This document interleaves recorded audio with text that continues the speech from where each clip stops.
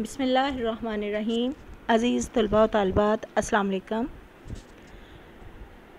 بچوں، آج ہم سال دوم کا سبق نمبر 3 جو ہے وہ پڑھنے جا رہے ہیں، جس کا نام ہے نواب محسن الملک۔ ٹھیک ہے، آج ہم اس کا خلاصہ پڑھیں گے۔ یہ تحریر جو ہے یہ مولوی عبدالحق نے لکھی ہے، جنہیں بابائے اردو کے نام سے جو ہے وہ جانا جاتا ہے۔ مولوی عبدالحق 20 اگست 1870 کو ضلع میرٹھ یو پی کے قصبے ہاپوڑ میں پیدا ہوئے۔ ان کے والد کا نام شیخ علی حسین تھا۔ ابتدائی تعلیم فیروز پور میں حاصل کی، علی گڑھ میں مدرسۃ العلوم سے BA کی ڈگری حاصل کی، پھر مدرسہ آصفیہ حیدرآباد دکن میں صدر مدرس رہے۔ یعنی یہ انہوں نے تعلیم جو تھی، اپنی ابتدائی تعلیم وہ فیروز پور میں حاصل کی۔ فیروز پور سے حاصل کرنے کے بعد علی گڑھ میں یہ مدرسۃ العلوم سے BA کی ڈگری حاصل کرنے کے بعد حیدرآباد دکن میں صدر بھی رہے۔ عثمانیہ کالج اورنگ آباد کے پرنسپل اور بعد میں عثمانیہ یونیورسٹی شعبہ اردو کے چیئرمین رہے۔ آپ کی خدمات جو ہیں وہ اردو کی ترویج و ترقی کے لیے جو ہیں وہ قابل قدر ہے۔ آپ نے شادی تک نہ کی، کہا کرتے تھے کہ میری اردو زبان سے شادی ہو چکی ہے۔ ان کی ادبی خدمات کے پیش نظر 1937 میں الہ آباد یونیورسٹی اور 1941 میں علی گڑھ یونیورسٹی نے DLED کی اعزازی ڈگری عطا کی۔ قوم نے انہیں بابائے اردو کا لقب دیا۔ 16 اگست 1961 میں انہوں نے کراچی میں وفات پائی۔ ان کی چند اہم تصانیف جو ہیں وہ تنقیدات عبدالحق، چند ہم عصر، مقدمات عبدالحق، مرحوم دہلی کالج، مکتوبات عبدالحق، یہ ان کی اہم تصانیف ہیں۔ اور ہمارا آج کا سبق جو ہے نواب محسن الملک جو ہے، ان کی کتاب چند ہم عصر سے لیا گیا ہے، یعنی ماخذ اس کا ہے چند ہم عصر، اور یہ صنف ادب کے لحاظ سے خاکہ ہے۔ ایسی تحریر جس میں کسی شخص کے افکار، کردار، خوبیوں اور خامیوں کو اس انداز سے واضح کیا جاتا ہے کہ اس شخص کا تعارف بھی ہو جائے اور وہ اس کے سوانح بھی نہ ہوں، خاکہ کہلاتا ہے۔ ہم نے پہلے بھی بچوں خاکے کی تعریف جو ہے وہ ہم پڑھ چکے ہیں کہ خاکہ جو ہے وہ کسی بھی شخص کے افکار، کردار، خوبیوں اور خامیوں کو جو ہے وہ اس انداز میں واضح کیا جاتا ہے، اس کا تعارف بھی ہو جائے اور اس کے سوانح بھی نہ ہوں۔ سوانح ہوتے ہیں تاریخ پیدائش سے لے کر تاریخ وفات تک کے تمام تر حالات کو تفصیل سے بیان کرنا، اس کو ہم کہتے ہیں سوانح عمری۔ لیکن یہ جو ہے یہ خاکہ ہے، اور اب ہم پڑھیں گے اس کا خاکہ۔ بچوں، آپ کو بتاتی چلوں کہ یہاں پر ہم آپ کی آسانی کے لیے، تاکہ آپ کو سمجھنے میں آسانی ہو، اس لیے ہم جو خلاصہ ہے سبق کا اس کو پوائنٹ میں بیان کرتے ہیں۔ لیکن جب بورڈ میں آپ نے یہ کوسچن سالو کرنا ہوتا ہے تو آپ نے اس کو پوائنٹ میں نہیں لکھنا، بلکہ خلاصہ ہمیشہ جو ہے وہ پیراگراف میں لکھا جاتا ہے۔ سب سے پہلی خوبی، جو سب سے پہلا اوصاف جن کے بارے میں بات کی گئی ہے یہاں پر نواب محسن الملک کے متعلق، خوبیاں، خطاب اور سیاسی مصلحت۔ قدرت نے نواب محسن الملک کو ایسی خوبیوں سے نوازا تھا کہ ایک راہ چلتا شخص بھی تھوڑی سی ملاقات میں ان کا معترف ہو جاتا۔ نواب محسن الملک کا خطاب ان کے لیے بہت موزوں ثابت ہوا۔ سیاست میں رہتے ہوئے ان کو بہت دل شکن کام بھی کرنا پڑے، مگر انہوں نے وہ ایسی خوبی سے کیے کہ لوگ مخالف ہوتے ہوئے بھی ان کے شکر گزار رہے۔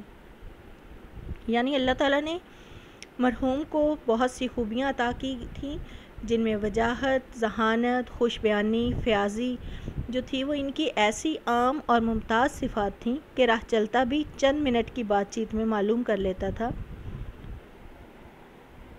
تدبر و قابلیت۔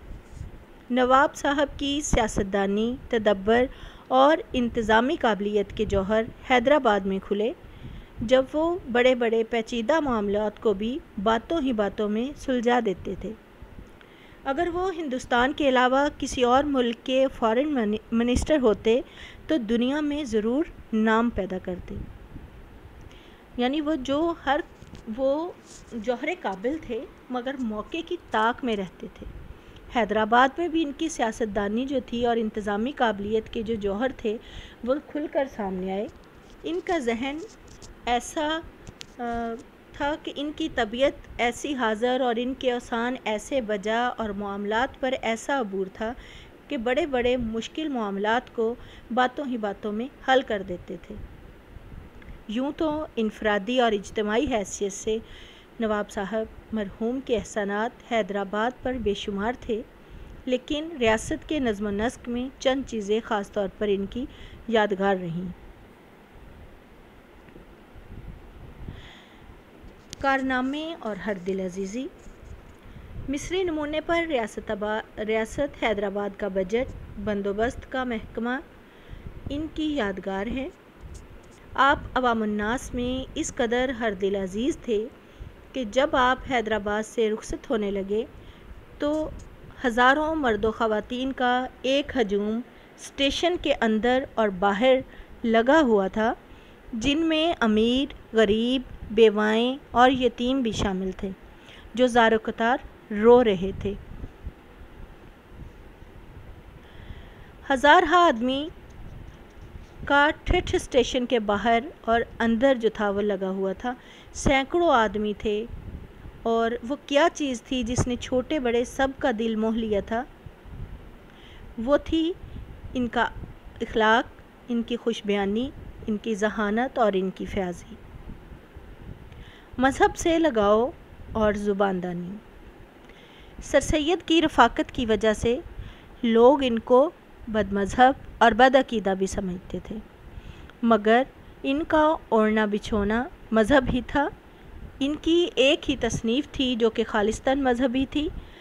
اس کے علاوہ یہ جو بھی لکھتے یا تقریر کرتے بات مذہب ہی پر ختم ہوتی تھی، اگرچہ ان کا شمار اردو کے اعلیٰ ادیبوں میں نہیں ہوتا، مگر ان کی تحریر میں ادبیت کی شان جو ہے وہ ضرور نظر آتی ہے. یہ کتاب جو ہے آیات بینات نواب محسن الملک کی یہ تحریر ہے.